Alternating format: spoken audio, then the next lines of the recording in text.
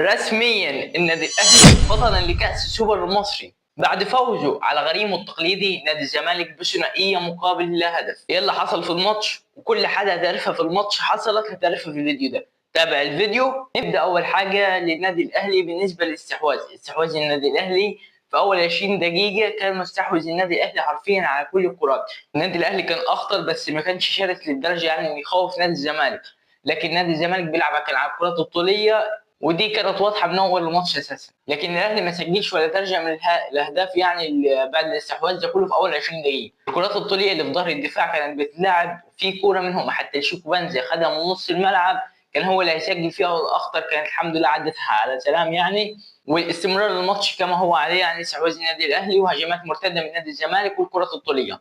حتى شوطة زيزو اللي فوقتنا صراحه شوطه الواحد قال دون، الواحد قالها انها دون اساسا. شات كوره لكن عدت من فوق العرض بالظبط. زيزو كان نازل عشان يسجل عشان استفزاز جماهير الزمالك عايز يترجم الاهداف، وده من رايي زيزو عرف يتعامل مع المباراه دي انا من رايي برضه زيزو انه عرف يتعامل مع المباراه دي بكل احترافيه يعني، وما طلعوش شعوره عن الماتش يعني ما طلعوش عن الماتش تركيز ولا حاجه. نيجي لكره الهدف. كره الهدف زيزو لعب كوره عالميه العرضيه بص مظبوطه 100%، وبن شرقي ثبت عواد تثبيته قول له عواد قال له هاتها. بس ايه تكتيك الهدف اساسا؟ اقول لك زيزو خد الطرف المفروض كان بن شرقي ينزل اساسا يتحرك على الجناح ده عشان يرفع العرضيه بن شرقي، لكن محمد هاني راح مشى كده عشان ياخد معاه يسحب واحد معاه يفضل بن شرقي راح بن شرقي استلم وخد. ده تكتيك الماتش. ده في افكار كده في عند تروب بيظهر فيها في الماتش يعني بص افكار كتيره جدا للنادي الاهلي ظهرت في الماتش ده.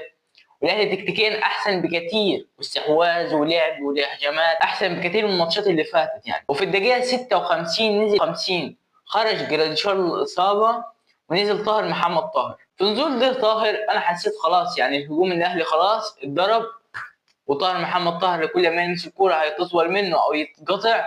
هو ده اللي كان معتقده اي واحد بيشد النادي الاهلي وبيشد نادي الزمالك. بص اصل طاهر معروف ده، بس طاهر عمل عكس ده كله وعجبني جدا النهارده. لعب حتى كم كوره حلوين بعيدا عن برضه كعمل كذا كوره من اللي قلت لك عليهم، بس كم كوره برضه لعب احسن يجيب السلم الكوره يعني فاهم. كرة الهدف دي برضه شارك فيها هو يعني دي حاجه كويسه جدا. كرة الهدف نيم حسام عبد المجيد بص سحبه كده وراح على العرضيه بص لطشها لطش كده ومروان عطيه ما سماش وكده يبقى 2-0 للنادي الاهلي. ونيجي لهدف الزمالك. هدف الزمالك اللي عليه جدل تحكيمي كبير مش عارف على ايه.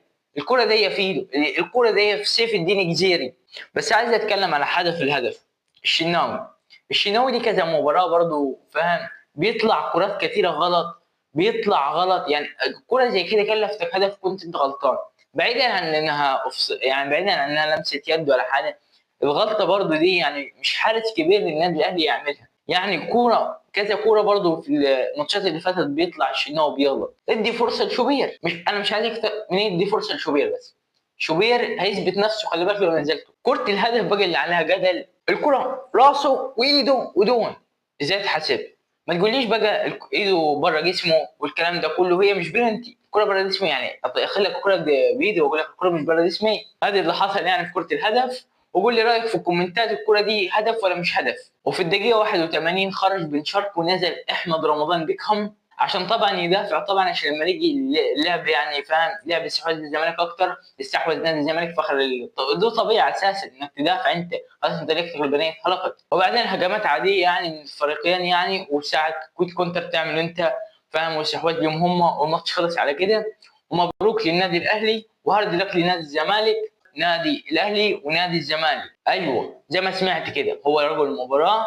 بعد ما خلص المباراه شفت زيزو بيستلم رجل المباراه. وبس كده. لو عجبك الفيديو لايك وشير وسبسكرايب وما تنساش قول لي رايك في الكومنتات. فهدف سيف الدين جزيري هدف ولا لا؟ وسلام.